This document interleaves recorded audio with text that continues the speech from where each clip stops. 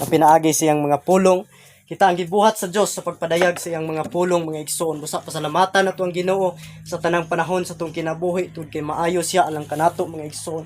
Duha kun tulo sumala pa balikan ako ang Mateo 18:20 mga igsoon siya nag-ingon siyang mga pulong duha kun tulo. Hain ang duha kun tulo magasangpit sa akong ngalan, ako anaa silang taliwala. Tuhuoy mga igsoon nga ang Dios naa sa imong taliwala karon samtang nagahisgot ta sa pulong sa Ginoo. Salamat kaninyong tanan. Salamat sa mga pulong sa Ginoo nga inyong gibuhian karon. Salamat kaninyong tanan dunay ginatawag na tog pagprosentar mga igsoon pinaagi sa pulong sa Ginoo. Wala nagamatter sa gidaghanon mga igsoon, wala nagamatter kung unsa ta gidaghanon, libo-libutan nga nagakatigom nining dapit, kun dili nagamatter si mong tinud-anay nga kasing-kasing ang Ginoo mga igsoon. Nagamatter siya sa imong kinasing-kasing nga pagduol kaniya, nagamatter siya sa imong kinasing-kasing nga pagtuon sa iyang mga pulong, nagamatter siya sa imong kinasing-kasing nga pagpangalagad kadto kaniya mga igsoon. Muna gipangita sa Ginoo sa matag usa kanato busa ihalad ato tong kinabuhi karon, ingon nga halad nga buhi mahinang punon ngadto sa labong makagagahom mga kaigsuonan ko nining dapita. Matud pa sa Mateo 4:4, balikan nato ang Mateo 4:4, ang tao dili mabuhi sa tinapay lamang. Tuhoy mga igsoon, pwedeng mukaon ta sa ikatulo sa isa ka adlaw, pero dili pwede kutob nga dara ta mabuhi mga igsoon.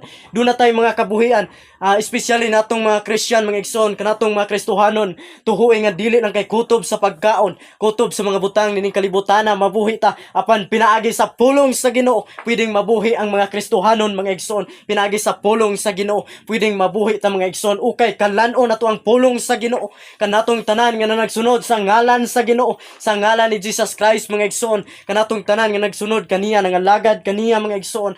Kalan-uno nato ang pulong sa Ginoo. Mo hinungdan ni ata karon sa pag-attend ini nga Bible study, mo hinungdan nga ni ata karon mga igsoon sa pagpatalinghog sa pulong sa Ginoo. Wala nimo gimatter kung pila ra may kabuok dinhi, wala nagamatter sa tong kasing-kasing pila lang ta kabuok na nagkatigom dinhi, apan dag-ang dautan pinaagi sa maayo mga kaigsuonan ko nining dapita.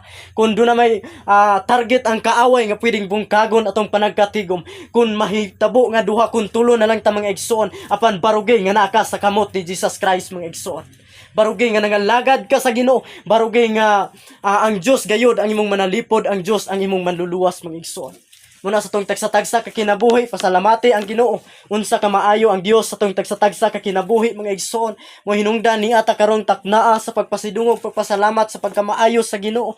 Mo hinungdan mga igsoon ni ata karon tungod kay dili gayud ikatandi ang tanang kaayuhan sa Ginoo nga gihatag nga kanato mga igsoon. Dili gayud katandi ang tanang mga butang nga tong nadawat gikan sa Dios. Bisan sa